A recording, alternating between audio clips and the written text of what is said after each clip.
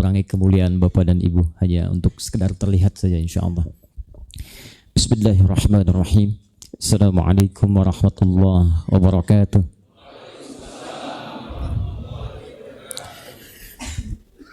Alhamdulillahilladzi ja'ala dal mu'minin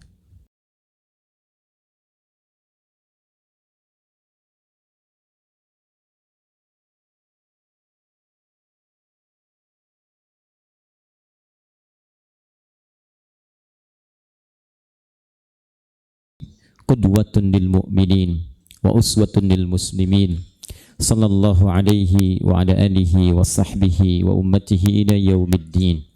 Amma ba'd, fa ya ibadallah, usi nafsi wa iyyakum bitaqwallahi faqad fazal muttaqun fala tamutunna illa wa antum muslimun. Faqala ta'ala ya ayyuhalladzina amanu taqullaha haqqa tuqatih wa la tamutunna illa wa antum muslimun. Saudara-saudariku, alhamdulillah kita masih diberikan kesempatan untuk hidup sampai dengan siang hari ini, saat sebagian saudara-saudari kita barangkali sudah mendahului kita menghadap kepada Allah Subhanahu wa taala. Alhamdulillah, dari sekian orang yang hidup kita masih diberikan kesempatan oleh Allah untuk beriman, saat sebagian orang-orang yang hidup justru belum beriman sampai dengan siang hari ini. Alhamdulillah, di antara sekian orang yang beriman kita masih diberi kesempatan untuk menunaikan amal saleh dengan solat zuhur berjamaah di siang hari ini. Saat sementara orang-orang yang mengaku beriman belum tergerak untuk menunaikan solat dalam hidupnya. Maka kita bermohon pada Allah Subhanahu wa taala, semoga solat kita diterima oleh Allah Subhanahu wa taala. Semoga Allah juga menggerakkan saudara-saudari kita yang beriman untuk menunaikan amal saleh, dan semoga orang-orang yang belum mendapatkan hidayah Allah kuatkan dan mantapkan hatinya sebelum kembali kepada Allah. Semoga dibersamakan dengan kita bersama untuk masuki surga dalam keadaan beriman pada Allah Subhanahu wa taala. Salat itu di dalam Al-Qur'an seringkali disandingkan dengan kemudahan hidup dan kelancaran rizki. Anda dapati misal di Quran surah ke-65 At-Talaq, di akhir ayat kedua, di awal ayat ketiga, Allah sampaikan, وَمَنْ يَتَّقِ اللَّهَ يَجْعَلْ لَهُ مَخْرَجًا وَيَرْزُقْهُ مِنْ حَيْثُ لَا يَحْتَسِبُ.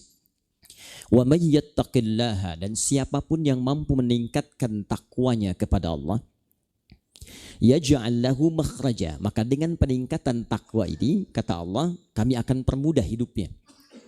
Kami berikan solusi dari setiap persoalan hidup yang ia alami. Jadi bukan tidak punya masalah. Setiap ada persoalan Allah jadikan mudah. Seakan-akan hidupnya itu tanpa masalah. Dikata Allah, kalau Anda menginginkan kemudahan hidup, maka biayanya tidak banyak, tenaganya pun tidak terlalu tinggi.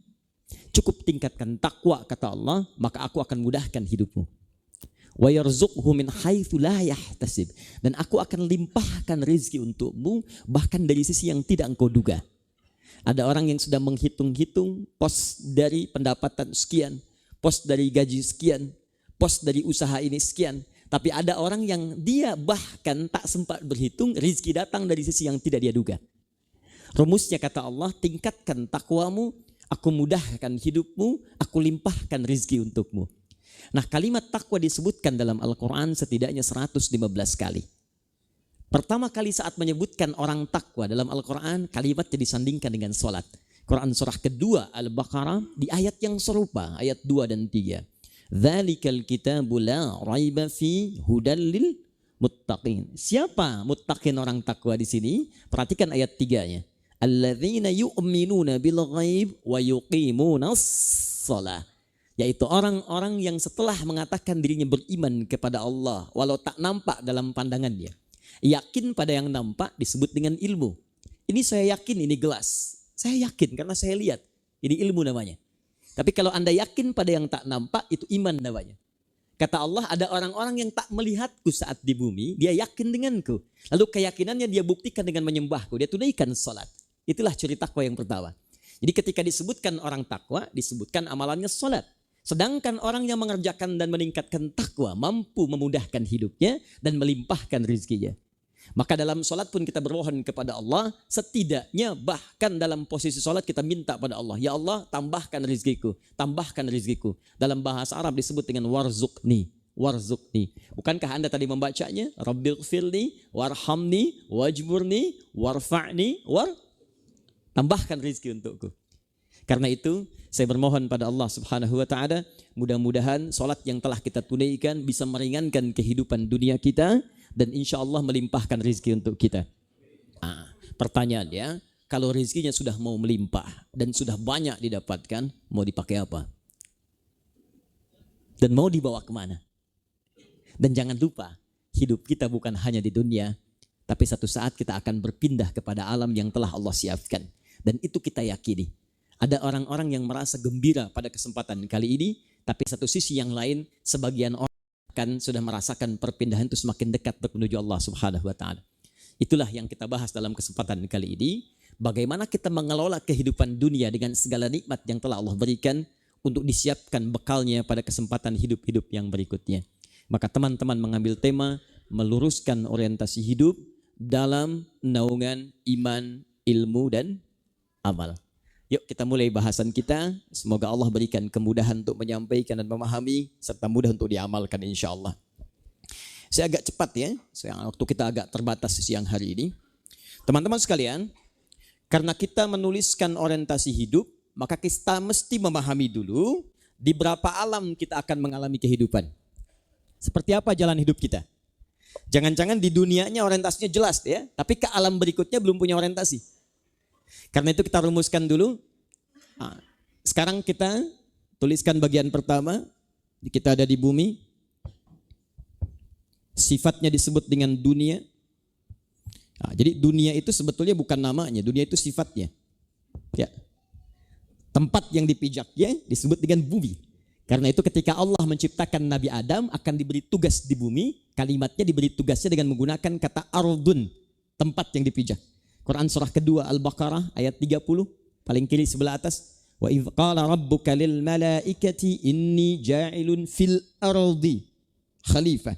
Ketika Allah firmankan Rabbmu pada malaikat, kami akan jadikan seorang makhluk, bukan malaikat, bukan jin, kami berikan tugas ia di bumi. Ya, ingat di bumi bahasa Al-Qur'annya menggunakan ardun. Sifatnya disebut dengan dunia. Dari kata dana yadnu dunuwan wa dunyaan. Sesuatu yang dekat, singkat, tak terasa begitu dekat dan singkatnya. Nanti kalau Anda masuk surga di surat Ar-Rahman disebutkan wadanal jannataini dan. Kenikmatannya begitu dekat sekali, nggak perlu kerja keras lagi. Anda sambil bertelekan, nyender-nyender, pengen anggur, ya Allah anggur, celing ada. Bahkan kata Quran indahnya, ada orang yang baru kepikiran nampak seperti yang difikirkan. Buka Quran surah kedua ayat 25, paling kanan sebelah atas. وَبَشِّرِ الَّذِينَ آمَنُوا وَعَمِلُوا الصَّالِحَاتِ أَنَّ لَهُمْ جَنَّاتٍ تَجْرِي مِنْ تَحْتِهَا الْأَنْهَارُ كُلَّمَا رُزِقُوا مِنْهَا مِنْ ثَمَرَاتِ الرِّزْقِ قَالُوا هَذَا الَّذِي رُزِقْنَا مِنْ قَبْلُ وَأُتُوا بِهِ مُتَشَابِهًا. Kata Allah, ada ahli surga yang saat di dunia mendambakan satu nikmat sampai ke bawah ke akhirat. Begitu masuk surga kepikiran nikmat itu. Mau ke Masjid Nurul Taqwa Indosat, begitu mau belok Allah melihat ada mie rasanya enak gitu. Tapi karena dikejar ingin cepat sholat dia. Mau berangkat ada ta'lim, nunggu dulu. Begitu keluar dikejar tukang mie-nya sudah gak ada. Tiba-tiba berangkat lagi dia kemudian akan naik mobil. Begitu masuk pintu mobil datang malaikat maut menyambut. Assalamualaikum. Pulang. Begitu meninggal dihisab amalannya masuk surga. Saat masuk surga ingat dia, ya Allah mie tek-tek. Apa ayatnya mengatakan wa utubihi mutasyabiha. Celing datang. Dia tidak harus berputar jalan lagi, tengok lagi. Apa yang dia dapatkan begitu dekat dengannya. Itu yang dimaksudkan wadanal jannataini dan. Sifatnya disebut dunia. Kenapa dunia disebut dengan dunia? Karena memang semua yang terjadi di alam ini terasa begitu cepat dan singkat. Rasanya baru kemarin ya kita merencanakan acara ini. Sekarang sudah terjadi. Rasanya baru kemarin kita bertemu masuk ke Indosat ini. Sekarang sudah belasan puluhan tahun. Rasanya baru kemarin ya saya menikah. Sekarang cucu sudah 13. Ya, rasanya baru kemarin SD, sekarang sudah bekerja. Semua. Rasanya baru kemarin kenalan, sekarang sudah menikah di Cami. Ya, misal dia, ini dunia. Kenapa? Ya, sudah kita di sini ya. Baik. Biarkan yang di sana, kita di sini. Ini dunia. Halo, Ibu. Tahapannya ada 7. 1, 2, 3, 4, 5, 6, 7. Lahir jadi bayi, tumbuh jadi remaja, berkembang menjadi dewasa, kemudian menikah. Fase yang keempat, 1, 2, 3, 4. Teruskan. Kemudian menjadi seorang ayah, menjadi kakek, cucu 1 kakek, cucu 2 kakek-kakek, udah mulai tua, dan selesai. Ya, selesai. Kadang ada yang ingin tidak terlampau cepat menuju ke fase ini, maka dia mengulangi fase yang keempat. Terkadang sampai 4 kali dia. Ya. Tapi inilah kehidupan, dari mulai dialami dari awal sampai dengan berakhir. Saya agak percepat sedikit. Di sini kita beraktivitas. Nah, semua aktivitas yang kita kerjakan itu dalam bahasa Al-Quran disebut dengan amal namanya. Amal. Ya, saya tuliskan ain, mim, lam. Ditulis dalam bahasa Latin atau masuk ke bahasa Indonesia seperti ini. Di amal itu semua jenis aktivitas yang kita kerjakan, dari mulai bangun tidur sampai tidur lagi. Nah, nama bagi manusia yang ditunjuk berdasar aktivitasnya itu disebut dengan insan namanya. 65 kali disebutkan dalam Al-Quran. Jadi kalau Anda menemukan kata insan, bahkan surah ke-76 dengan namanya Al-Insan, itu artinya menunjuk kata manusia dengan segala totalitas amalannya, dari bangun tidur sampai dengan tidur lagi. Karena nanti ada sekitar 5 nama yang menunjuk pada manusia. Kalau ditunjuk dengan nafsunya, itu disebut dengan bashar, 35 kali disebutkan dalam Al-Quran. Kalau ditunjuk dengan sifat lembutnya, lembut, ramah, ya, tampak, nah itu disebutkan 18 kali dalam Al-Quran. Lawannya jin. Jin dengan manusia itu disebutkan dengan jumlah yang sama 18 kali dan maknanya paradoks, berlawanan. Jadi kalau ins tampak, jin itu sembunyi. Kenapa jin disebut dengan jin? Karena sifatnya tersembunyi. Sejak mulai terlahir sampai dengan selesai dia sembunyi. Makanya kalau jin ada melakukan penampakan, itu jin sedang punya masalah. Ingat baik-baik, karena fitrahnya tersembunyi. Jadi kalau ada penampakan, itu jin sedang punya masalah. Ingat kata-kata saya ini, ya. Dan yang paling bermasalah adalah manusia yang cari-cari penampakan jin.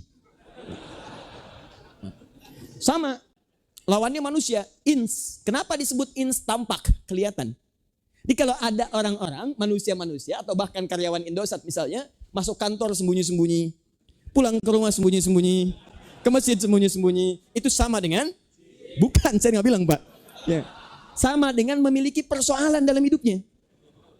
Oh, sama dengan jin. Silakan cek, pasti sedang punya masalah. Kantor sembunyi-sembunyi, masuk rumah sembunyi-sembunyi, pasti sedang punya persoalan dalam hidupnya. Karena fitrahnya itu tampak dengan ringan, tampak lembut, tampak ramah. Jin tidak kelihatan, jin kasar, jin tidak lembut, manusia lembut. Makanya hampir tidak pernah Anda menemukan ada jin, bahkan manusia kemasukan jin jadi lembut, itu nggak ada. Jin itu kasar. Pernah ada orang melihat, Anda lihat orang kerasukan jin jadi kasar tiba-tiba, atau jadi lembut misalnya. Mohon maaf Ustaz, saya mau izin ikut pengajian, sedang kemasukan jin, itu mustahil. Ya, kalau tidak meracau, tindakannya pasti mengacau. Dan manusia itu lembut. Makanya di Quran tidak pernah ada ajakan-ajakan pada kekerasan. Larangan dari bersifat yang menghadirkan nilai kekerasan. Coba cek, kata Allah mesti lembut. Makanya dilarang kita berkata kasar. Quran surah ke-49 ayat ke-11. Pandangan mesti melihat yang lembut, yang baik-baik. Dilarang memandang yang kotor-kotor. Saking ramah dan baiknya. Quran surah ke-24 ayat 30 untuk laki-laki, 31 untuk perempuan. Kaki harus melangkah pada yang baik-baik. Kalau diprovokasi balas dengan bahasa yang lembut. Quran surah ke-25 ayat ke-63 misalnya. Semuanya baik-baik. Jadi jika ada orang-orang yang tiba-tiba berubah jadi kasar, kata-katanya kotor, tindakannya meracau, tangannya tulisannya kotor, kaki melangkah pada hal yang tidak bagus, pasti ada yang salah dalam orientasi kehidupannya. Ins. Teruskan, yang keempat disebut dengan Bani Adam. Ya, Bani Adam ini menunjuk pada asal mula keturunan. Semua manusia yang hidup di bumi itu bersumber dari Adam semuanya. 7 kali disebutkan dalam Al-Quran. Maaf sekali, kalau ada yang berpendapat manusia berasal dari kera, maka kita bisa menolak. Katakan padanya, kalau Anda berasal dari monyet silahkan saja, cuman gak usah ngajak-ngajak kita. Ya, jadi semua disebutkan Bani Adam 7 kali dalam Al-Quran ingin menunjukkan tidak ada manusia tinggal di bumi kecuali semua berasal dari Nabi Adam alaihissalam. Ingat baik-baik. Bahkan mukjizat Nabi Muhammad SAW yang pertama ketika terlahir ke bumi ayahnya sudah tidak ada. Tapi oleh Allah nasabnya diperjelas sampai ke Nabi Adam. Dan hanya Nabi Muhammad yang saat lahir ayah tidak ada tapi nasabnya bersambung sampai ke Nabi Adam alaihissalam. Muhammad SAW bin Abdullah bin Abdul Muttalib, bin Hashim, bin Abdul Manaf, bin Qusay, bin Murrah, bin Kilab, bin Ka'ab, bin Ghalib, bin Fihr, bin Malik, bin Nadar, bin Kinana, bin Khuzaimah, bin Mudrikah, bin Ilyas, bin Nizar, bin Mudar, bin Ma'ad, bin Adnan, bin Addi, bin Adri, bin Muqawwam, bin Nahur, bin Tarikh, bin Ya'rub, bin Yasjub, bin Nabit, bin Ismail alaihissalam, bin Ibrahim alaihissalam, bin Azar atau bin Nahur, bin Abir, bin Kinan, bin Arfakhshad, bin Sam, bin Nuh alaihissalam, bin Mikhlail, Matushala, bin Kinan, bin Anwas, bin Thith, bin Adam alaihissalam. Ulangi. Jadi ini kenapa disebut dengan Bani Adam. Terakhir disebut dengan nas untuk menunjuk pada sifat sosialnya. Jadi tidak ada manusia yang bisa hidup sendiri, mustahil. Anda pasti butuh orang lain. Even itu bahkan dalam pekerjaan kita nggak bisa kerjakan sendiri. Ada bagian-bagian tertentu yang mesti berkolaborasi. An-Nas disebutkan setidaknya 241 kali dalam Al-Quran. Nah sekali lagi, kalau kita ingin berbicara tentang semua aktivitas manusia di alam ini, maka namanya disebut oleh Allah dengan nama Al-Insan. Ini penting saya tuliskan dulu. Pekerjaannya disebut dengan apa? Amal. Nah, sekarang persoalannya, setelah mengerjakan semua aktivitas amal ini sebagai seorang manusia, selesai tugasnya sampai fase yang ketujuh ini, maka dia akan berpindah pada alam yang kedua disebut dengan alam kubur. Afala ya'lamu idza bu'thira ma fil kubur. Di kubur ini masa menunggu sampai dengan kembali nanti ke akhirat. Kenapa disebut dengan akhirat? Jadi ada akhir, ada akhirat, itu beda. Jadi ada akhir, ada akhirat begini. Kalau akhir tanpa tak, itu berarti batas ujung sesuatu, tetapi masih ada yang berikutnya. Kalau saya katakan, saya akan pergi nanti sampai batas tembok yang ini. Tapi setelah tembok itu, masih ada jalan yang lain. Cuma saya dibatasi sampai tembok itu. Itu disebut dengan akhir. Tapi kalau sudah menggunakan tak di ujungnya, maka itu batas yang paling akhir, tidak ada lagi setelahnya. Kenapa alam terakhir disebut dengan akhirat? Karena disitulah kita akan abadi berada, tidak akan ada alam lagi selain itu. Selesai sampai di situ. Cuma ada 3 tempat pada saat itu. Pertama, ada yang disebut dengan surga. Kedua, ada yang disebut dengan neraka. Jika bagus bekalnya, punya bekal untuk ke sini, dia masuk ke surga. Tapi kalau tidak punya bekal ke surga, bekalnya cukup ke sini, maka dia masuk ke neraka. Tapi kalau bekalnya, 50% bekal surganya, 50% bekal nerakanya, maka dia akan disimpan di satu alam, namanya A'raf. Dan disebutkan surah ke-7, surah Al-A'raf, ayat 45-49. Alam ini terletak antara surga dengan neraka. Lebih tinggi di antara keduanya, bisa menatap keindahan dan kenyamanan orang-orang di surga dan takut mendengar jeritan orang neraka. Takut.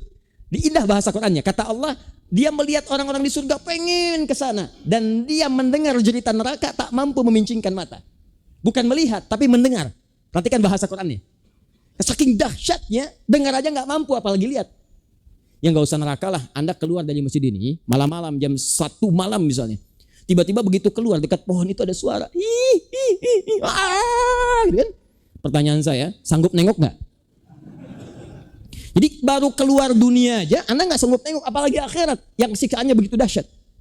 Maka tempat ini disebut dengan A'raf. Nanti orang-orang ini akan dipindahkan ke surga setelah selesai hisab. Setelah selesai hisab, 1 harinya 1000 tahun. Jadi kalau dihisab di sini 1 detik saja sama dengan 48 hari nunggunya. Ya kalau nggak percaya silahkan aja. Nah, sekarang poinnya, ini kehidupan kita. Dari sini akan berpindah ke sini. Ini pun kita bagi saja dulu. Ada yang enak, saya samakan kanan dengan kanan.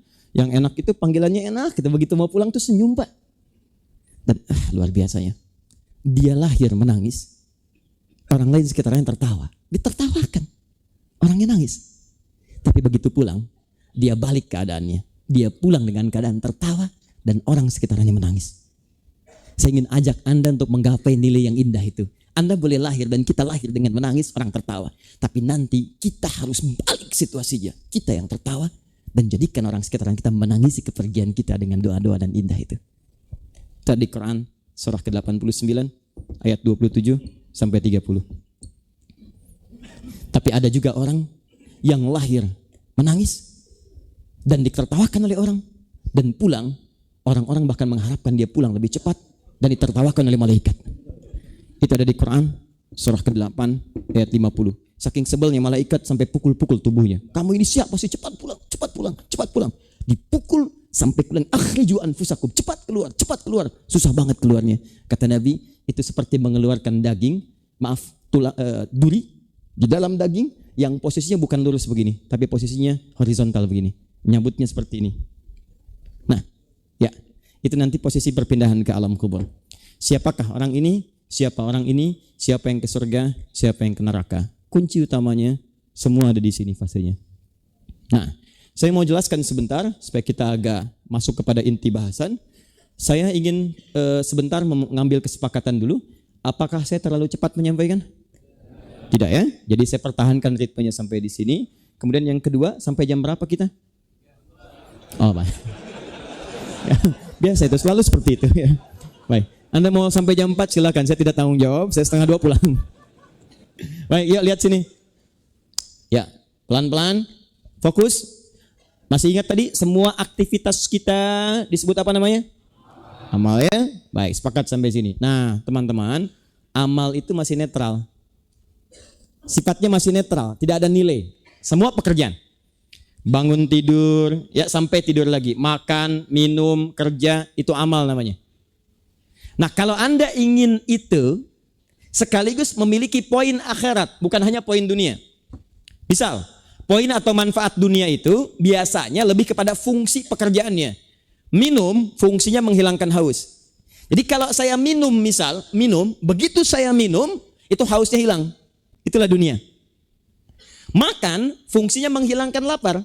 Jadi begitu saya makan, laparnya hilang. Itulah dunia.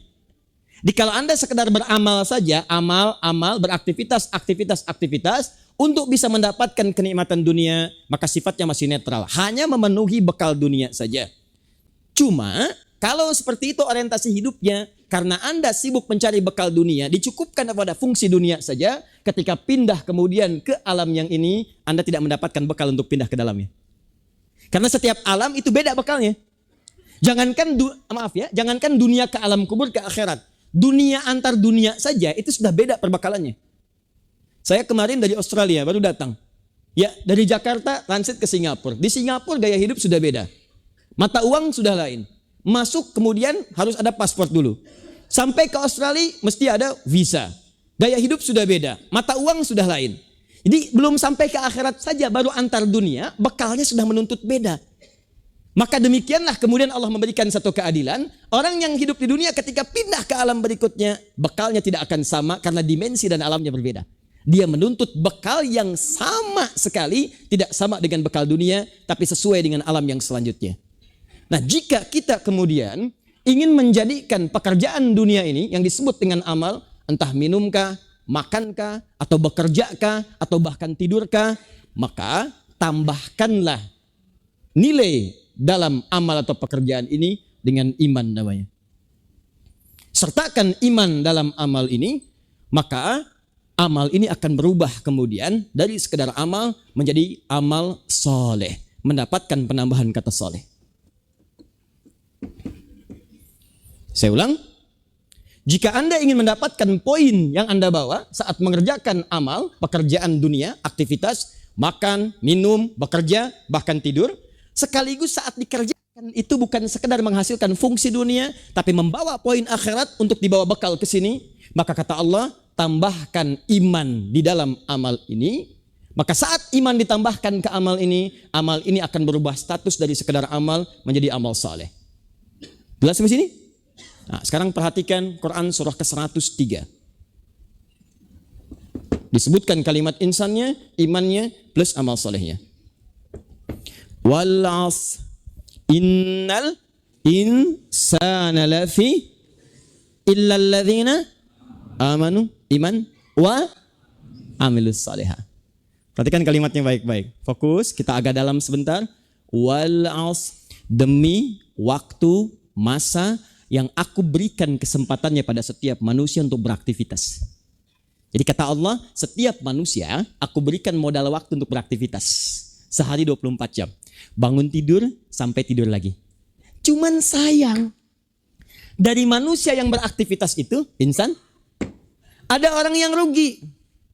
Kenapa? Karena modalnya cuman dipakai untuk menghidupkan dunia tuh. Kerja cuman untuk cari pendapatan, digunakan untuk makan. Makan aja, sehat sih iya. Lapar juga hilang. Cuman sayang, semua apa yang dia dapatkan itu hanya memenuhi unsur dunia. Begitu dia berpindah dari dunia, dia nggak siap dengan bekal yang selanjutnya. Saya berikan modal waktu bagi seseorang untuk menikmati hidup misalnya dengan mencari bekal akhirat. Dan nggak kehilangan dunia. Minum juga minum, makan juga makan, punya rumah juga, kaya juga, silahkan. Cuman sayang, ada orang-orang yang ketika Allah berikan nikmat dunia itu sekaligus bisa mendapatkan bagian akhiratnya, dia tidak cari akhiratnya, dia cukupkan pada dunia saja. Itu diantaranya ada di Quran, surah kedua, ayat 200, paling kanan sebelah bawah. Ada orang-orang yang orientasi hidupnya hanya dunia saja. Wa minan nasi may yaqulu rabbana atina fid dunya wa ma lahu fil akhirati min khalaq. Perhatikan, Quran surah kedua, ayat 200. Kata Allah, ada di antara manusia itu sangat sayang sekali. Dia hidup di dunia, tapi nggak siap untuk mencari bekal akhiratnya. Dia orientasinya dunia saja. Berangkat gelap, pulang gelap, hanya untuk cari makanan, cari rumah, cari yang luas, kendaraan yang mewah, naikkan status, kedudukan yang tinggi. Setelah meninggal, hilang status sama semua almarhum dan tidak punya bekal untuk pulang. Itu golongan yang pertama. Kata Allah, saya tidak inginkan ada orang yang tidak menggunakan bekal yang saya berikan. Modal waktu, tapi dia sengsara sampai dengan akhiratnya. Maka Anda mesti mencari poin dunianya bahagia, akhiratnya pun sukses. Ya, sekarang saya berikan pilihan dulu ya, sebentar sebelum ke yang ketiga. Pertama, maaf sekali, kaya dunia, fakir akhirat. Atau yang kedua, fakir dunia, kaya akhirat. Pilih mana? Kalau saya mau cari yang ketiga, kaya dunia, kaya akhirat. Satu, kaya dunia. Dua, fakir akhirat. Dua, maaf, fakir dunia, kaya akhirat. Tapi Allah sangat tahu sifat manusia. Pasti pengen kedua-duanya. Pasti ingin dua. Maka dia katakan, kaya dunia, kaya akhirat. Maka turun kemudian ayat yang ke-201. Perhatikan. Wa minhum may yaqulu rabbana atina fid dunya wa fil akhirati wa qina. Nah, jika Anda sertakan iman ke dalam amal, maka berubah menjadi amal soleh. Kata Allah, illal ladzina amanu wa amilus solihat. Nah, saat pekerjaan jadi amal soleh itu, dia akan punya poin akhirat. Poin itulah yang disebut dengan hasanah namanya. Poinnya namanya apa? Hasanah. Ya Allah, istri saya namanya Hasanah, jadi dia poin akhirat ya? Belum tentu. Fokus ya, lihat sini. Saya ulang ya. Allah berikan kita modal waktu 24 jam dalam sehari. Contoh, silahkan gunakan waktu ini untuk berniaga, mencari kenikmatan dunia dan kebahagiaan akhirat.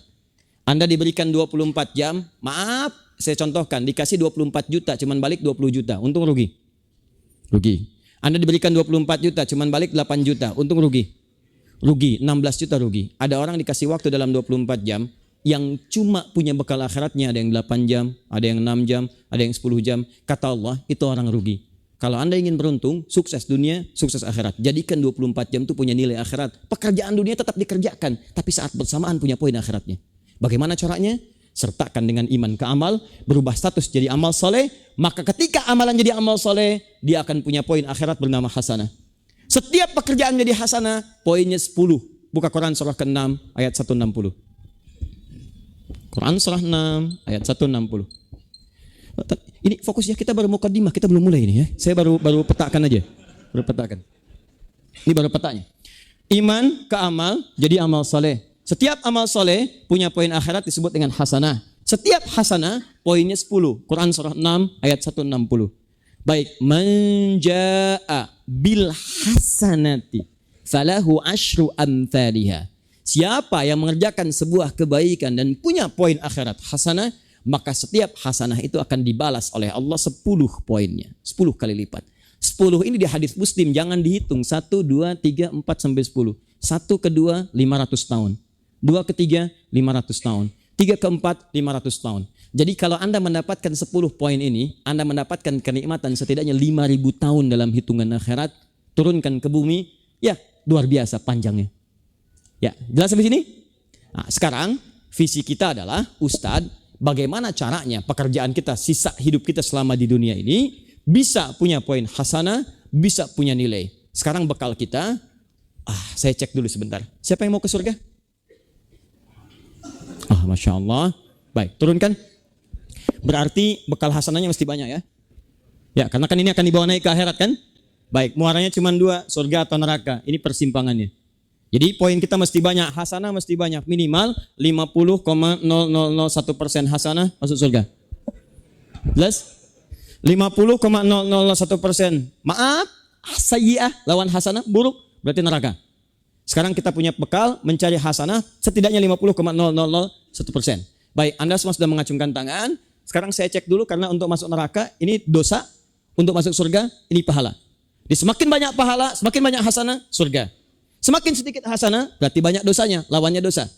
Berarti untuk masuk surga, dosanya mesti sedikit, pahalanya mesti banyak. Nah, sekarang saya tes dulu. Tadi siapa yang pengen masuk surga? Boleh angkat tangan? Turunkan sekarang. Pertanyaan selanjutnya, siapa yang tidak punya dosa? Boleh angkat tangan. Tidak ada. Wah, ini agak menegangkan. Siapa yang dosanya sedikit? Tidak ada. Naik lagi ke sini. Siapa yang dosanya agak banyak? Tidak ada juga. Berapa persen ini? Siapa yang dosanya banyak? Angkat tangan. Saya agak heran nih, bingung saya. Saya kasih tahu lagi ya, ulang ini. Untuk ke surga, bekalnya pahala. Yang masuk neraka, bekalnya dosa. Semakin banyak pahala, semakin cepat ke surga. Semakin banyak dosa, masuk ke neraka, maaf, pahalanya tandanya sedikit. Saya ulang dari awal nih. Siapa yang pengen ke surga? Angkat tangan. Baik, sudah angkat. Ada yang sekarang agak ragu-ragu nih. Baik, semua pengen ke surga. Siapa yang tidak punya dosa? Berarti kita punya hambatan. Siapa yang dosanya sedikit? Siapa yang dosanya banyak? Masya Allah, yang tidak ngacung makin banyak gitu kan? Nah, ini persoalannya. Ini yang harus kita selesaikan sekarang. Antum kenal Nabi Adam? Kenal, luar biasa. Saya cuma pengen ngasih tahu aja. Dari sekian saya ceramah sampai ke luar negeri kemarin, cuma di Indosat yang kenal Nabi Adam. Saya tahu bisa dihilangin, saya hapus dikit lah. Aduh ya Allah. Tapi masih agak lumayan lah. Berapa bulan lalu saya ke Sukabumi, hubud dunia. Sukabumi itu hubud dunia, suka hubun ya, dunia bumi. Saya tanya tuh, siapa yang kenal Firaun? Saya kenal, iya. Masih agak lumayan. Sini Nabi Adam, sana Firaun. Nah, Nabi Adam tuh tinggal di surga. Ya, kemudian makan buah larangan, cuma nyicipin dikit ya, dikit, salah sedikit keluar dari surga. Antum dosa banyak tadi, pengen masuk gitu ya. Ini kita harus selesaikan hari ini nih. Ya Allah. Yuk kita mulai. Bismillah. Ya, semoga Allah mengumpulkan kita di surga ya. Dan tidak cukup dengan amin, kita harus siapkan dulu. Saya tidak geser ya. Saya tahu bisa digeser, Pak. Saya coba ini kan aja. Untuk lebih mudah. Ya itu dia masalahnya. Saya cuma mau ingetin aja Mas, kalau antum salah ngapus dapat dosa baru. Yuk kita mulai orientasi hidup kita rubah sedikit. Ini poinnya pelan-pelan. Teman-teman sekalian, ada 2 hal yang penting sekarang harus kita lakukan.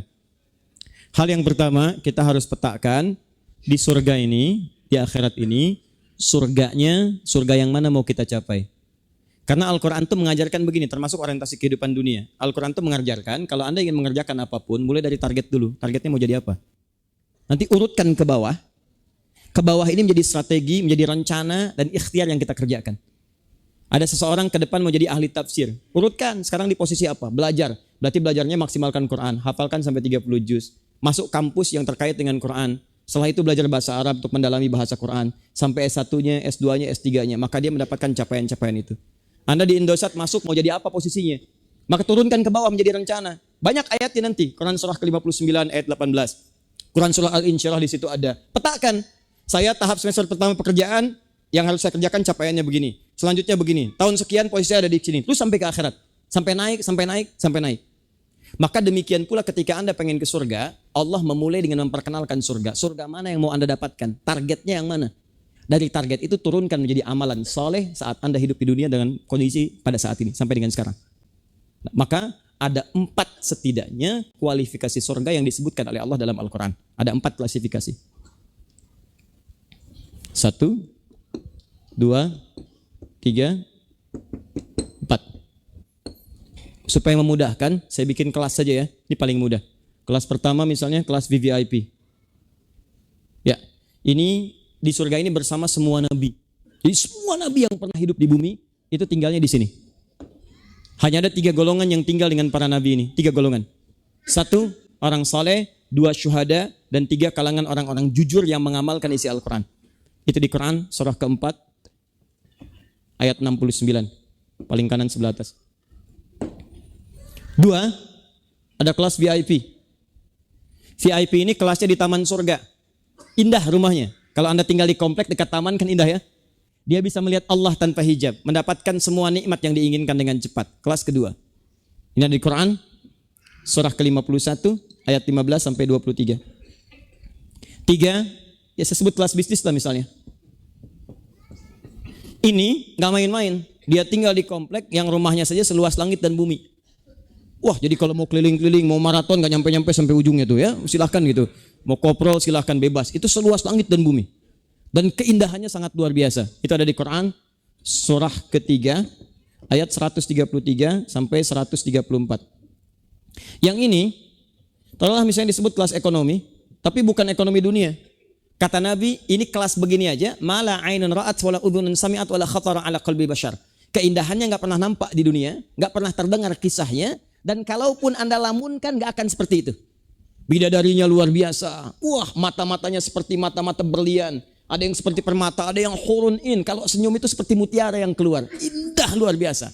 Kalau laki-laki dilayani oleh bidadari surga, kalau perempuan pangeran-pangeran surga, gantengnya luar biasa. Bahkan bi aqwabi wa abari kawaka'sin min ma'in. Kalau dia pengen minum, ini bukan gelas yang seperti ini. Yang ada itu mutiara-mutiara dilapisi emas dengan berlian yang sangat indah. Itu kelas biasa. Ya, kita ambil misalnya Quran surah kedua ayat ke-25. Nah, ini ada orang yang orientasi yang penting ke surga gitu kan. Gak usah muluk-muluk, yang penting ke surga. Ya. Ada yang begitu, nanti ada. Ya, di hadis Muslim nomor hadis ke-14 paling kiri sebelah atas di kitabnya jilid yang pertama. Ja'a Arabiyyun ilan Nabi sallallahu alaihi wasallam. Datang seorang Arab Badui kepada Nabi sallallahu alaihi wasallam. Dia bertanya, ya Rasulullah, bima ma'na 'allimni amalan basita yudkhilunil jannah. Tolong ajarkan kepadaku amalan yang ringan-ringan aja, jangan berat-berat, yang penting masuk surga. Pintar orang ini, modal dikit keuntungan pengen banyak. Ya. Tapi dikabulkan oleh Nabi, dikabulkan. Nah, nanti kita akan lihat apa amalannya. Sekarang pertanyaan saya dulu, sekarang kita buka orientasi dulu. Anda ke surganya, mau surga yang mana? Setelah surganya jelas, baru kita turunkan amalannya dengan iman dan cari ilmunya untuk mendapatkannya. Itu yang dimaksud meluruskan orientasi hidup dalam naungan iman, ilmu, dan amal. Yuk kita sepakati dulu. Yang kelas VVIP, boleh angkat tangan? Makin pesimis. Ya nggak apa-apa lah. Yang VIP? Ada, baik. Yang kelas bisnis? Baik, ada, alhamdulillah. Yang ekonomi? Oh, Masya Allah, luar biasa ya. Ustaz gak usah banyak-banyak, yang penting ke surga ya, daripada enggak sama sekali. Cuma kalau saya boleh sarankan, kalau Anda memasang target, dibiasakan yang paling tinggi. Sehingga effortnya itu lebih kuat. Lebih tinggi, energinya lebih kuat. Kan di fisika juga begitu. F1 sama dengan F2 kan? Di rumus gaya itu. F1 sama dengan F2. Gaya gerak sama dengan gaya dorong. Semakin kecil ringan pukulannya, suaranya kecil. Semakin kencang, kencang. Iman juga begitu, kalau semakin kuat, maka semakin kuat effort yang keluarnya. Tapi kalau kita sedikit, maka semakin sedikit. Dan ini akan terkait dengan tantangan. Tantangannya tidak mudah. Dan ini bisa menggagalkan kita untuk mencapai tujuan kita. Makanya di bab gaya itu kan ada hukum Pascalnya. F berbanding lurus dengan P. Gaya berbanding lurus dengan tekanan. Semakin banyak gaya, semakin tertekan. Ya. Lihat sini. Kalau Anda pasang di kelas VVIP targetnya VVIP. Maka nanti Konsekuensinya tenaga kita semakin kuat untuk menggapai ini. Ditingkatkan amalan, bangun lebih awal, dikerjakan semua amalan. Jadi kalaupun nanti meleset ke sini, nyangkutnya jelas. Mungkin di sini, mungkin di sini. Ya paling nggak enak di sini gitu kan. Ya. Tapi kalau Anda pasang target nih yang ekonomi nih ya, sini. Saya cuma khawatir kalau Anda nggak nyampe, nyangkutnya di mana gitu. Kalau masih di sini, saya nyari Anda agak mudah. Cuman kalau sudah di sini, aduh saya susah itu. Dan mudah-mudahan tidak ada yang kesini insya Allah. Ya, berat insya Allah teman-teman. Saya pernah ditanya, Ustadz bagaimana kalau di dunia merokok, di akhirat bagaimana? Ya silahkan ambil apinya di neraka. Ya.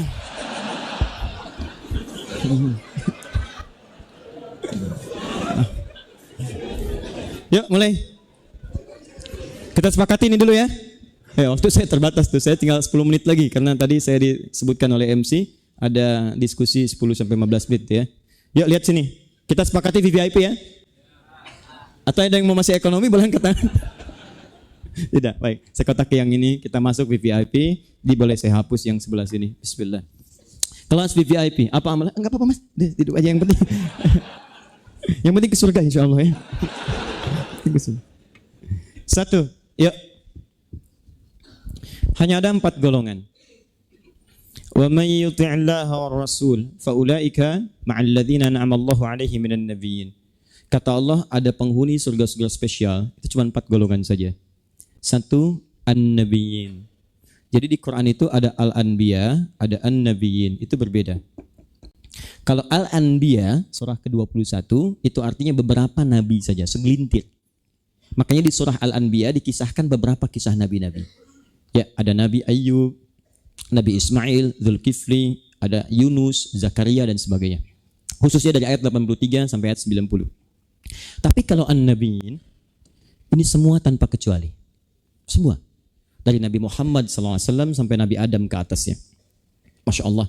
Dia ada yang ketika masuk surga ini tetangganya semua nabi. Dia ketemu dengan surga yang lain kan bisa turun ke bawah. Akhi kamu di mana surganya? Depan saya Habib Fulan. Kanan saya Syekh Fulan, kiri saya Ustadz Fulan. Kalau kamu di mana? Depan saya Nabi Ibrahim. Belakang saya Nabi Musa alaihissalam. Sebelah kiri saya, ganteng-ganteng Nabi Yusuf. Dulu kan ente nonton sinetron ganteng-ganteng serigala. Ini ganteng-ganteng Nabi. Kanan saya Nabi yang paling kita rindukan, Nabi Muhammad SAW. Cuma 3 golongan yang tinggal dengan golongan ini. Siapa 3 golongan ini? 1, syuhada. 2, siddiqin. 3, salihin. Ya. Dan ini kaitannya dengan amalan, bukan dengan nama. Awas. Misal Anda ada yang syuhada, yang salihin, siddiqin, tidak otomatis langsung ke sini. Mohon maaf ya, saya kasih tahu dari sekarang. Ya. Jelas? Nah, 3 ini penamaannya menunjukkan amal, tapi amal utamanya ada di awal ayatnya.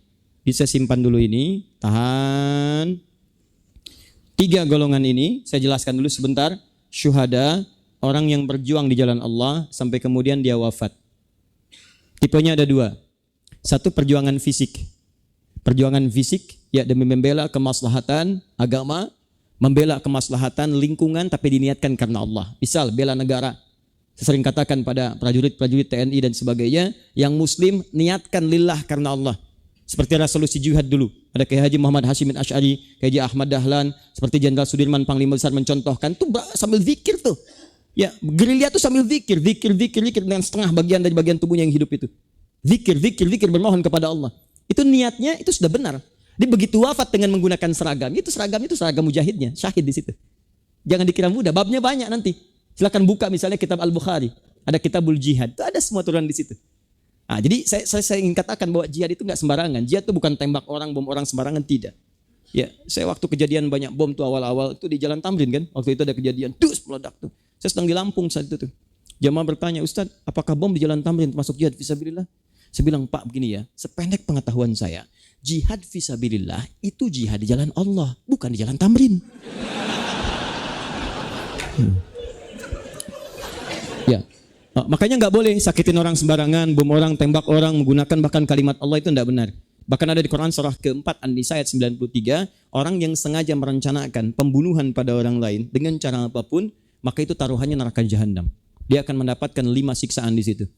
Wa may yaqtul mu'mina muta'ammida fajaza'uhu jahannam. Siksaan pertama kata Allah, orang yang sengaja merencanakan pembunuhan pada satu orang aja dan dia beriman, maka pertama dia akan mendapatkan siksa neraka jahanam. Khalidan fiha, kedua kekal di dalamnya. 3, wa ghadiballahu alaihi, dan Allah akan murka kepadanya. 4, wa la'anahu, dilaknat oleh Allah. 5, wa a'adda lahu adzaban azima, dan dilipat gandakan siksaannya. Tidak pernah ada orang beriman punya cita-cita pesan kafling dan neraka jahanam, mustahil. Yang kedua, syahid ini, syuhada ini bisa digambarkan orang yang berjuang dengan pengetahuan, datang ke majelis ilmu. Ya, 2 ini itu ada di Quran surah ke-9 ayat 122. 9 ayat 122. Paling kiri sebelah bawah di mushaf. Ya, ini ayat turun untuk mengarahkan orang-orang supaya enggak semua berjuang secara fisik. Mesti ada yang belajar. Belajar berjuang dengan agamanya. Terapkan nilai keislaman. Ya, makanya kalau ada peluang majelis ilmu di Masjid Nurut Taqwa di mana Anda sedang bekerja, ada waktu istirahat, itu peluang jihad Anda tuh, kejar. Selain pekerjaan Anda, niatkan karena Allah, datang, belajar, datang. Itu kalau Anda wafat di pertengahan, wafat di masjid, wafat sedang belajar, atau wafat di jalan belum sampai ke masjid, itu status Anda syahid, teman-teman. Demi Allah saya katakan syahid. Makanya pernah ada orang dulu melakukan tindakan kriminal yang dahsyat, bunuh orang sampai 100 orang. Itu begitu dia mau tobat, seorang syekh mengarahkan kepada majelis ilmu. Kenapa? Karena itu paling banyak pahalanya. Kata syekh itu, idzhab ila fulan, pergilah kepada syekh fulan, belajar di sana. Dia akan bimbing kamu untuk berubah, untuk tobat. Di jalan dia berangkat sambil menyesali dirinya. Dia istighfar, ya Allah, saya salah, ampuni saya. Dan orang tobat itu dicintai oleh Allah. Ingat, Allah lebih mencintai orang tobat dibandingkan orang soleh yang tidak pernah merasa salah. Allah lebih mencintai orang salah yang tobat dibandingkan orang soleh yang tidak pernah merasa salah. Maka ketika orang salah bertobat, naik status menjadi tawabin. Tawabin, orang yang menyesali diri pengen berubah. Turun Quran surah kedua di akhir ayat 222. Innallaha yuhibbut tawabin. Allah mencintai orang-orang tobat.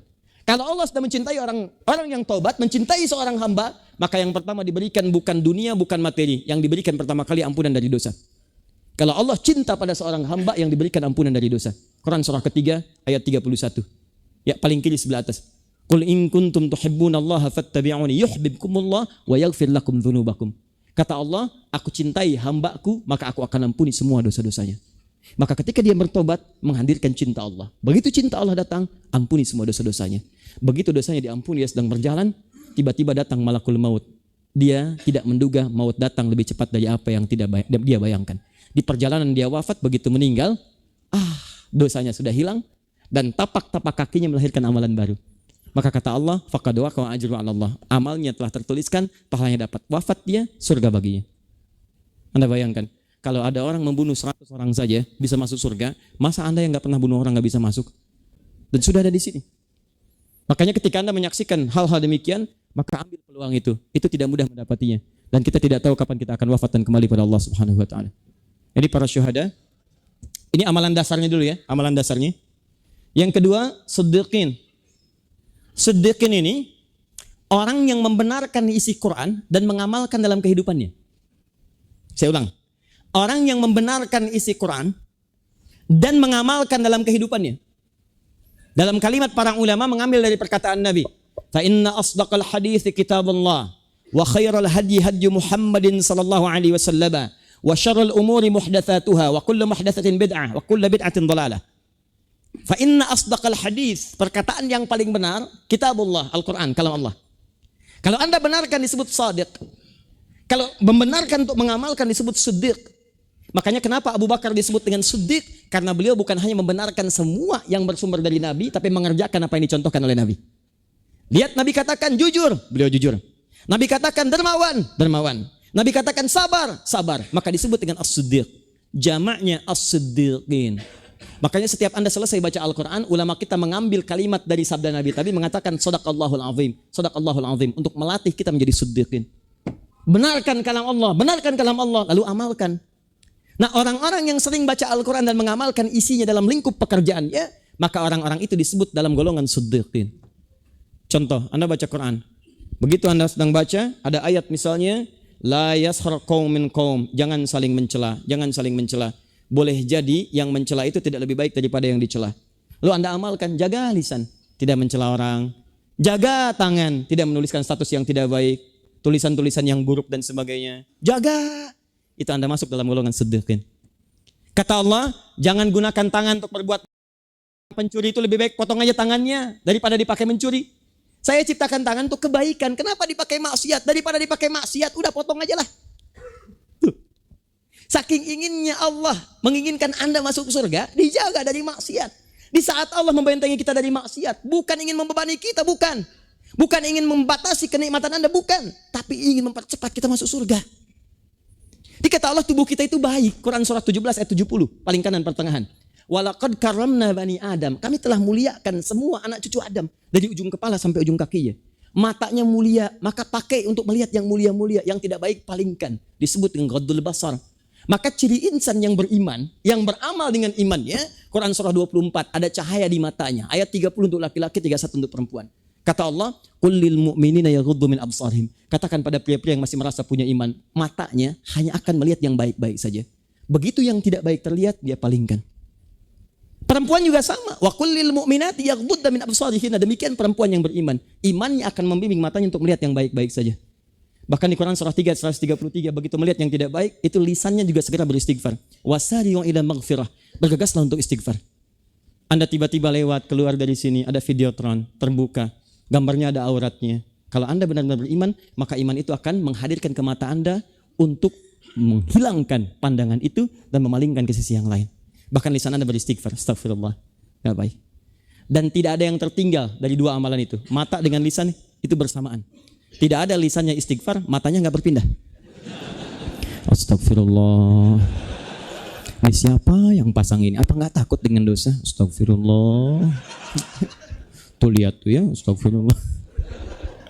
Itu mustahil. Sama teman-teman, tangan juga begitu. Sedekhin. Ya, jadi tangan-tangan makanya kita dilatih dalam ibadah untuk tunduk pada Allah. Tunduk dalam sholat, ada tahiyat, ada gerakan-gerakan untuk mendekat kepada Allah, ada sujud. Tangan kita ini selalu menunjuk kepada Allah. Tahiyatulillah, tahiyatulillah. Ya, perhatikan baik-baik teman-teman. Begitu Anda bertahiyat kepada Allah, ya, tangan ini selalu terjaga dalam kebaikan. Malu masa tangan dipakai sholat juga digunakan untuk maksiat. Makanya kalau ada yang nawari tangan Anda berbuat maksiat, bayangkan betapa malunya Anda saat membawa tangan ini dalam sholat. Apa Anda gak malu bawa tubuh Anda menghadap pada Allah dalam keadaan bermaksiat? Apa Anda gak malu? Anda masuk ruangan direktur aja, memastikan tubuh Anda bersih, pakaian Anda bersih. Lalu Anda senang menghadap Allah dalam keadaan kotor. Silakan kalau mau coba, dipanggil Anda oleh pimpinan, Menteri BUMN panggil Anda, datang Anda menghadap ke sana. Ya, atau Presiden memanggil Anda, datang ke istana Anda dengan kaki yang kotor, dengan alas tanah yang ada di bawahnya. Ya, pakaian penuh dengan kotoran. Apa Anda akan diterima? Tidak. Baru sampai depan pas Pampres sudah menahan Anda, silakan kembali. Lalu begitu bangganya Anda menghadap Allah yang memberikan Anda segalanya, memaafkan saat salah, mengampuni saat berbuat dosa. Lalu Anda datang kepada Allah dengan kotoran. Kotoran di mata yang banyak melihat maksiat, kotoran di lisan, kotoran di tangan, kotoran di ujung kaki. Apa yang Anda banggakan? Bahkan yang paling hebat, ada orang yang menampung maksiat dalam handphonenya. Di situ gambar-gambar kotornya, di situ video-video joroknya dan sebagainya. Dimasukkan dalam kantongnya, sementara lisannya mengatakan Allahu Akbar, Allah Maha Besar. Allahumma ba'id baini wa baina khataaya, ya Allah pisahkan aku dengan kesalahan-kesalahan yang aku telah lakukan. Aku tobat dari maksiat, tapi kantongnya penuh dengan maksiat. Apa Anda gak malu? Dan cita-citanya surga, Firdaus lagi. Wah, luar biasa. Ayo perbaiki. Kalau ada Anda pulang sekarang ke kantor, balik ke kantor, sedang bekerja, ada yang nawarkan maksiat, salurkan kepada Anda proyek, mulai Anda perhatikan baca, begitu ada yang tidak benar, katakan, maaf ya, jari saya ini jari tahiyat, tidak akan pernah dipakai maksiat. Silakan perbaiki. Koreksi. 5 menit kemudian dia datang lagi. Sudah saya perbaiki Pak, bagus. Hah? Kenapa nggak berubah? Maksudnya angkanya Pak, fee-nya dari 1 miliar nambah 10 miliar. Kamu ini, sebentar saya istikharah dulu. Tidak ada istikharah dalam maksiat. Jelas? Itu sedekhin. Yang terakhir, solihin. Solihin ini mengerjakan semua amalan yang punya nilai pahala dilakukan karena Allah. Tadi masih ingat rumusnya? Kalau amal ingin punya nilai akhirat, maka diisi dengan apa namanya? Iman. Maka amal itu berubah jadi apa? Soleh. Orang yang mengerjakan amal soleh, jamaknya solihin. Jelas? Maka solihin itu adalah orang-orang yang selalu mengerjakan semua pekerjaannya punya nilai akhirat. Bagaimana caranya? Cara cepatnya, sandingkan setiap pekerjaan kita dengan doa. Doa itulah yang menjadikan aktivitas kita punya nilai akhirat. Makanya silahkan cek. Demi Allah saya katakan. Demi Allah. Tidak ada di kepercayaan manapun di muka bumi ini, di agama apapun, yang semua aktivitasnya bersanding dengan doa kecuali dalam Islam. Bangun tidur, ada doanya. Makan, ada doanya. Berpakaian, ada doanya. Masuk masjid, ada doanya. Keluar masjid, doanya beda dengan masuk. Masuk toilet, ada doanya. Keluar toilet, ada doanya. Bahkan kakinya pun diatur. Silahkan cek. Masuk masjid, kaki kanan. Keluar toilet, kanan. Dan ya. Masuk masjid, kaki. Keluar masjid, kiri. Masuk toilet, kiri. Keluar toilet, tuh. Doanya pun lain. Nah, doa itu bukan sekedar bacaan formalitas yang kita bacakan, tapi punya dua nilai. Nilai pertama adalah menjadikan pekerjaan kita bernilai akhirat. Jadi begitu Anda bangun dari tidur, Anda berdoa misalnya. Apa doanya? Alhamdulillahilladzi ahyana ba'da ma amatana wa ilaihin nusyur. Itu ada di Al-Bukhari nomor hadis 181 dari Jundub bin Junadah. Jadi kalau Nabi bangun dari tidurnya beliau membaca Alhamdulillahilladzi ahyana ba'da ma amatana wa ilaihin nusyur.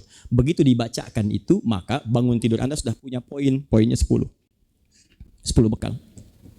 Kalau Anda nggak baca, cuman bangun aja, Anda kehilangan poin akhirat. Itu yang disebut dengan innal insana lafi khusr.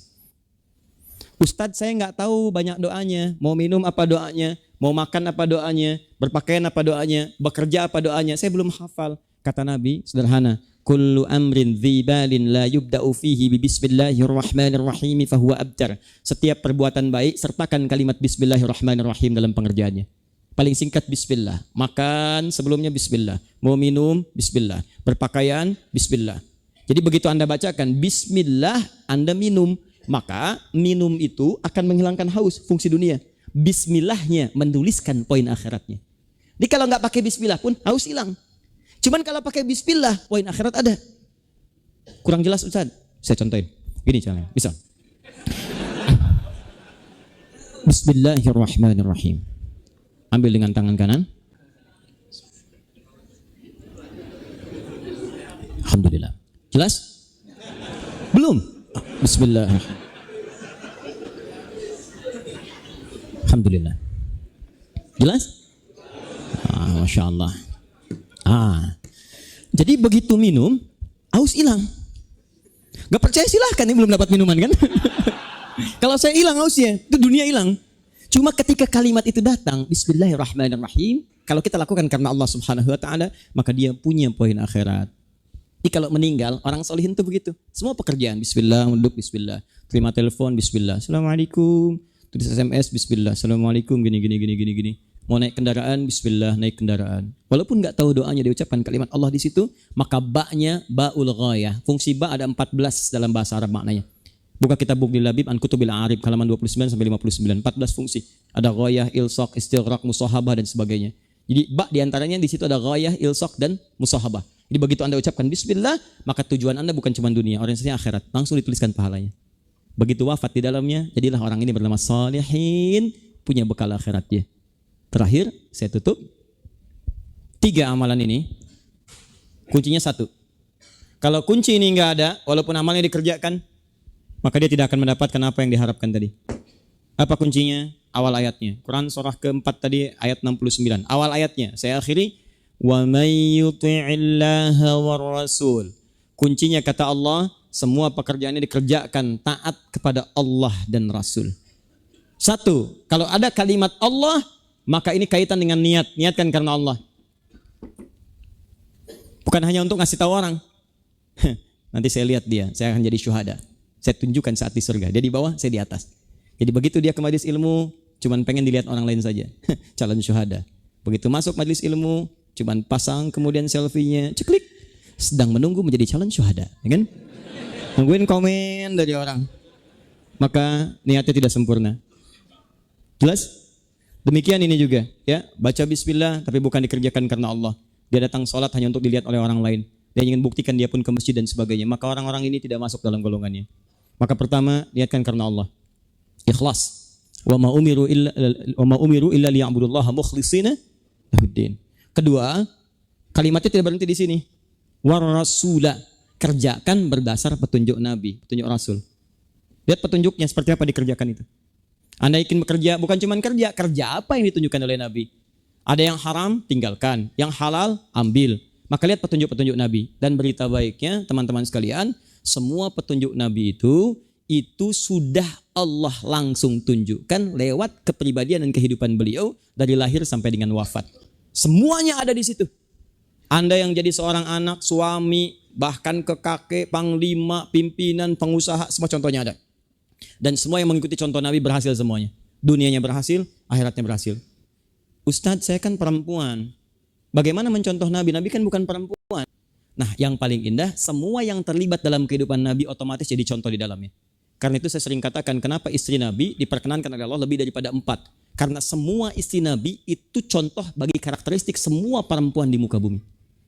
Di semua perempuan di bumi itu ada contohnya di karakteristik di semua istri Nabi.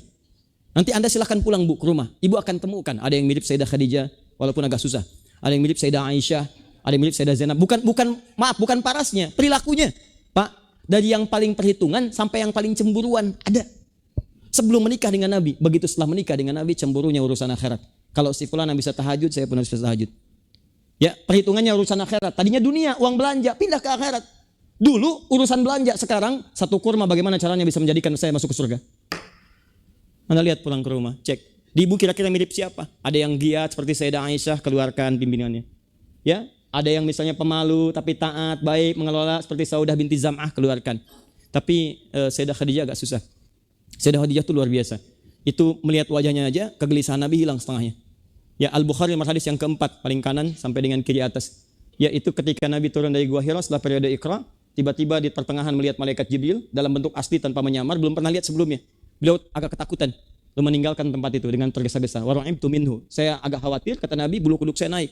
Sampai depan rumah ketika sedang gelisah, begitu diketuk pintu mengucapkan salam, keluar Sayyidah Khadijah. Begitu melihat Sayyidah Khadijah, setengah kegelisahannya hilang. Baru lihat wajahnya aja, hilang masalahnya. Kata Nabi, zambiluni, selimuti saya. Dibawa oleh Sayyidah Khadijah, masuk ke kamar, diselimuti. Perhatikan kalimatnya.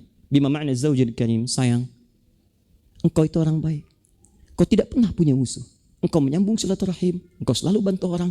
Yakinkan pada jiwamu yang paling dalam, aku akan selalu bersamamu dalam suka dan duka.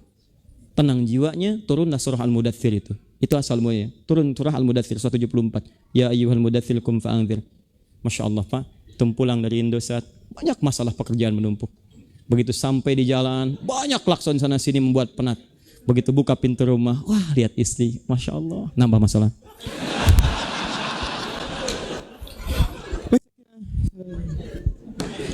Ya, itu. Itu sebagian yang kita lihat. Dan saya akhiri, Ustadz, bagaimana cara cepatnya? Saya kan gak bisa ngelihat nih. Kalau mau cepat bagaimana? Niru saya bekerja, bagaimana contohnya? Terus ada yang usaha, ada yang di birokrasi, ada yang diplomasi, yang macam-macam. Bagaimana tuntunan lengkapnya? Paling gampang, semua tuntunan Nabi itu saya tutup, dikumpulkan oleh para ulama, dikodifikasikan dalam kitab-kitab hadis.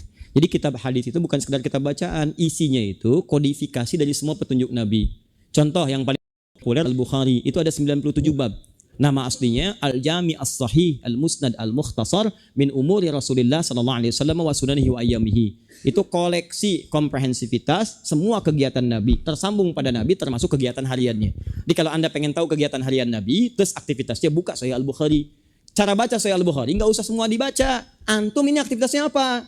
Anda pengusaha, buka Kitabut Tijarah, bimbingan usaha ala Nabi, bisnis ala Nabi, keluarkan. Ayatnya ada, hadisnya ada. Anda misalnya suka naik turun imannya, saya iman tuh pengen naik dan gak turun-turun. Buka kitab pertama, Kitabul Iman, ada 57 hadis. Di situ diberikan caranya. Begini cara naikannya, ini jaga supaya gak turun. Anda anaknya sedang belajar atau sedang di kampus, keluarkan kitab kedua, Kitabul Ilmi, kitab tentang belajar. Cara menghafal kuat, gak lupa-lupa, cepat ingat, sulit lupa, cepat paham, gampang ngamalin, ada di situ. Silahkan cek aja. Kitabul Imarah, bab pemerintahan. Sampai bab sakit ada. Sedang diuji sakit bagaimana cara berdekat kepada Allah supaya cepat disembuhkan. Ada semuanya 97 pembahasan. Silahkan itu PR-nya, silahkan diamalkan. Mudah-mudahan setelah kita mendalami itu semua, saya cuma berikan kuncinya. Saya belum bahas secara detailnya. Kita baru belajar 10% mungkin yang kita pelajari sekarang. Ya karena kita belum masuk kepada detailnya, kita baru bahas secara keumumannya. Tapi itu saya kira menjadi bekal yang cukup, singkat dan padat untuk kita pedomani dan kita amalkan dalam kehidupan untuk mencapai harapan yang tadi kita dambakan. Silahkan Anda amalkan, bedakan rasanya, rasakan bedanya dan pasti akan terasa bedanya insyaallah. Ya, saya kira itu yang saya sampaikan dan dari pemaparan tadi sekitar 1 jam saya bisa sampaikan. Saya lihat sudah ada perubahan yang sebelah sana wajahnya sudah semakin bersinar ya, Masya Allah. Kena pantulan lampu dari atas tuh. Sekira kita cukupkan ya.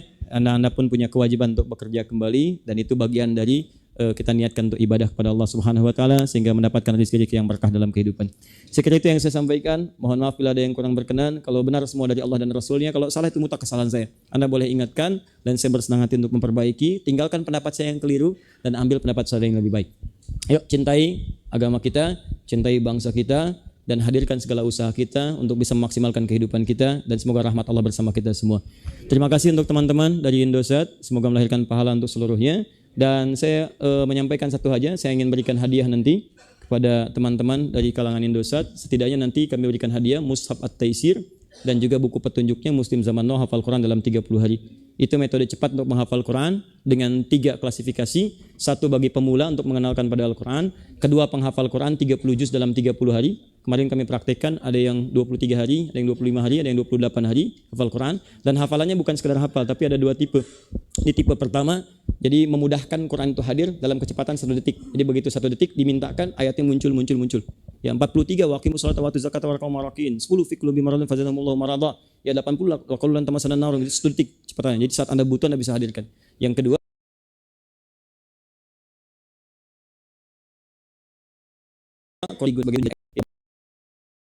pun mau bergabung itu boleh, silahkan, waktunya ada dan sangat serius dan juga gratis dan juga Anda bisa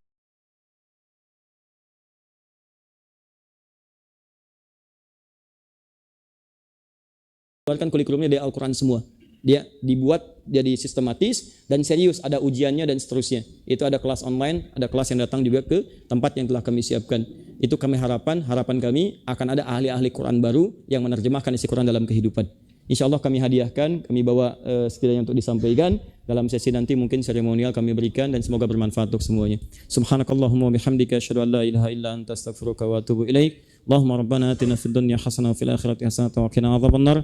Allahumma shalli wa sallim wa barik ala habibikal karim rasulikal mustafa amin sayyidina Muhammadin wa ala alihi wa sahbihi ummati ila yaumiddin. Wa akhiru da'wana alhamdulillahi rabbil alamin. Wal afu minkum. Assalamualaikum warahmatullahi wabarakatuh. Waalaikumsalam warahmatullahi wabarakatuh. Jazakumullah khair pada